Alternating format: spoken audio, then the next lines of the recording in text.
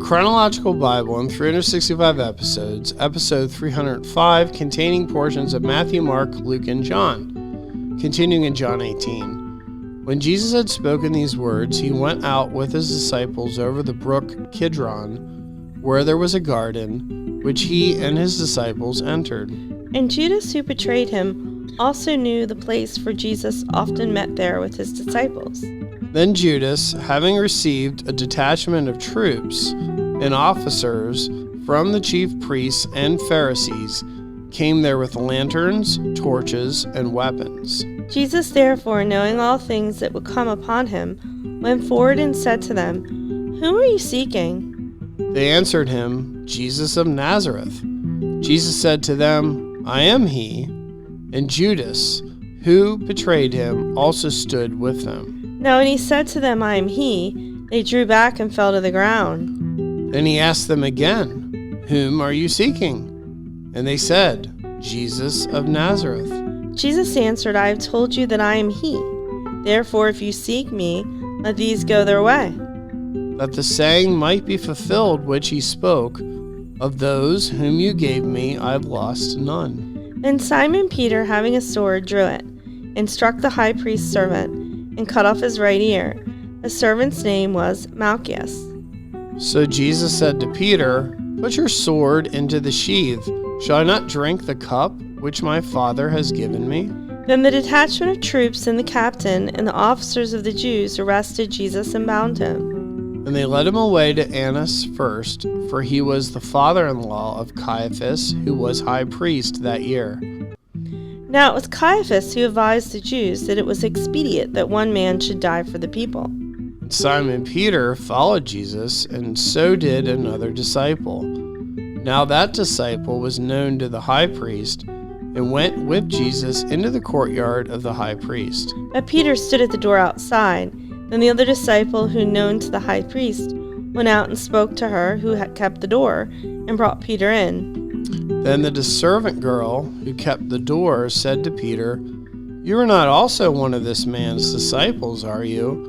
He said, "I am not." Now the servants and officers who had made a fire of coals stood there, for it was cold, and they warmed themselves. And Peter stood with them and warmed himself. The high priest then asked Jesus about his disciples and his doctrine. Jesus answered him, "I spoke openly to the world. I always taught in the synagogues and in the temple, where the Jews always meet, and in secret I have said nothing." "Why do you ask me?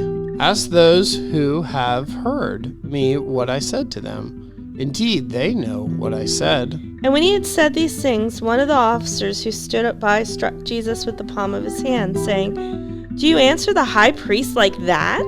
Jesus answered him, "If I have spoken evil, bear witness of the evil. But if well, why do you strike me?" Then Annas sent him bound to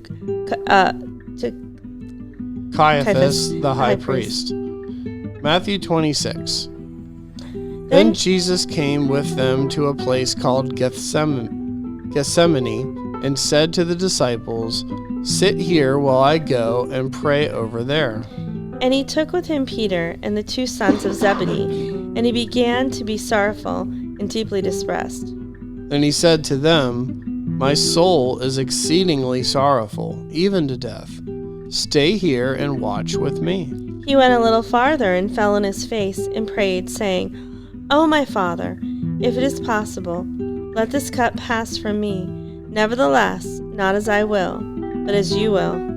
Then he came to the disciples and found them asleep, and said to Peter, "What? Could you not watch with me 1 hour? Watch and pray, lest you enter into temptation. The spirit is indeed is willing, but the flesh is weak." Again, a second time, he went away and prayed, saying, "O my Father, if this cup cannot pass away from me unless I drink it, your will be done." And he came and found them asleep again, for their eyes were heavy. So he left them, went away again, and prayed the third time, saying the same words. Then he came to his disciples and said to them, "Are you still sleeping and resting? Behold, the hour is at hand, and the Son of Man is being betrayed into the hands of sinners. Rise, let us be going. See, my betrayer is at hand." And while he was still speaking, behold, Judas, one of the 12, with a great multitude with swords and clubs, came from the chief priests and elders of the people. Now his betrayer had given them a sign, saying, "Whomever I kiss, he is the one. Seize him." Immediately he went up to Jesus and said, "Greetings, Rabbi," and kissed him. But Jesus said to him, "Friend, why have you come?" Then they came and laid hands on Jesus and took him. And suddenly one of those who were with Jesus stretched out his hand and drew his sword, struck the servant of the high priest, and cut off his ear. But Jesus said to him, "Put your sword in its place, for all who take the sword will perish by the sword." Or do you think that I cannot pray to my Father, and he will provide me with more than 12 legions of angels? How then could the scriptures be fulfilled that it must happen thus? In that hour Jesus said to the multitudes, "Have you come out as against a robber with swords and clubs to take me? I sat daily with you, teaching in this temple, and you did not seize me." But all this was done that the scriptures of the prophets might be fulfilled. Then all the disciples forsook him and fled. Continuing in Mark 14:32, then they came to a place which was named Gethsemane, and he said to his disciples, "Sit here while I pray."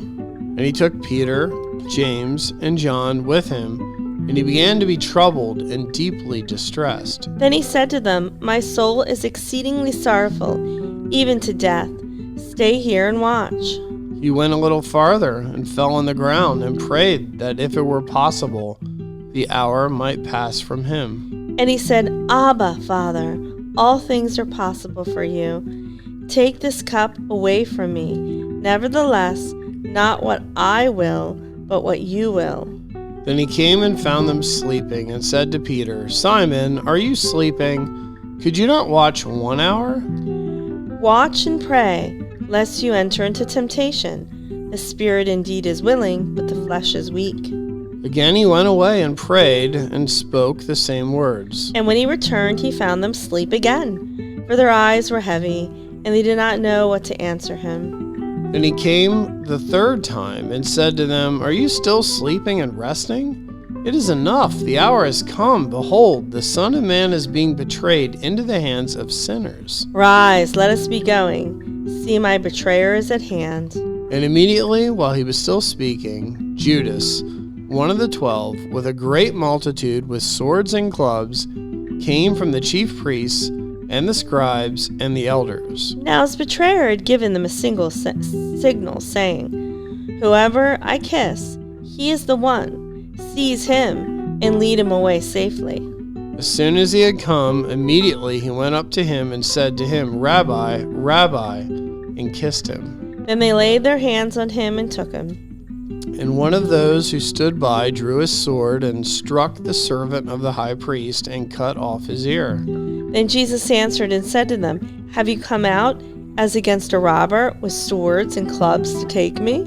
I was daily with you in the temple teaching, and you did not seize me, but the scriptures must be fulfilled." Then they all forsook him and fled. Now a certain young man followed him, having a linen cloth thrown around his naked body.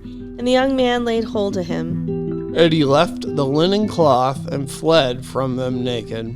Continuing in Luke 22:39. Coming out, he went to the Mount of Olives, as he was accustomed, and his disciples also followed him. When he came to the place, he said to them, "Pray that you may not enter into temptation." And he was withdrawn from them about a stone's throw, and he knelt down and prayed, saying, "Father, if it is your will, take this cup away from me. Nevertheless, not my will, but yours be done." Then an angel appeared to him from heaven, strengthening him. And being in agony, he prayed more earnestly. Then his sweat became like great drops of blood falling down to the ground. When he rose up from prayer and had come to his disciples, he found them sleeping from sorrow. Then he said to them, "Why do you sleep? Rise and pray, lest you enter into temptation." And while he was still speaking, behold, a multitude, and he who was called Judas, one of the 12, went before them and drew near to Jesus to kiss him. But Jesus said to him, Judas, are you betraying the Son of Man with a kiss?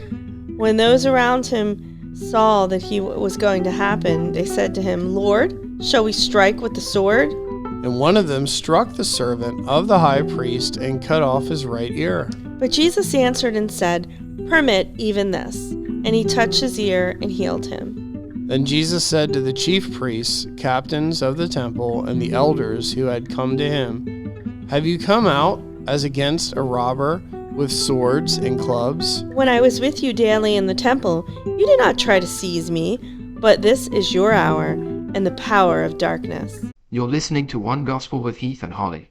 Be sure to like our videos and subscribe.